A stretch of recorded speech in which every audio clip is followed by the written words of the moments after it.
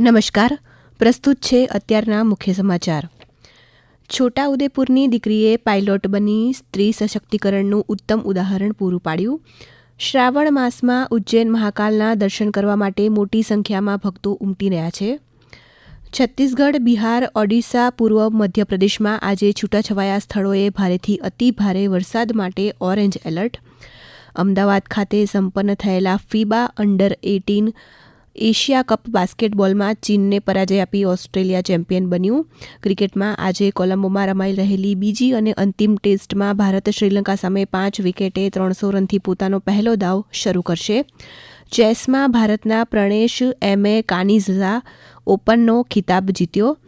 FIH hockey world કપના બીજા રાઉન્ડના અંતિમ મુકાબલામાં ભારત અને ઓસ્ટ્રેલિયા વચ્ચે મેચ 0-0થી ડ્રો રહી.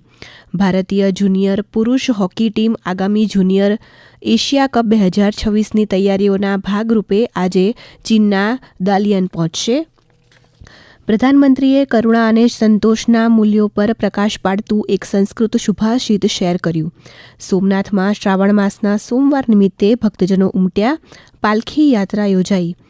આજે સવારે 6 વાગ્યાથી 10 વાગ્યા સુધીમાં 7 તાલુકાઓમાં વરસાદ. રાજ્યમાં અત્યાર સુધીનો સિઝનનો 75% કરતાં વધુ વરસાદ.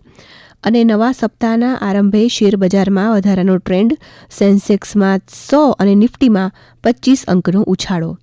હવે પછી આ 12 વાગે મુખ્ય સમાચાર સાંભળી શકશો. નમસ્કાર.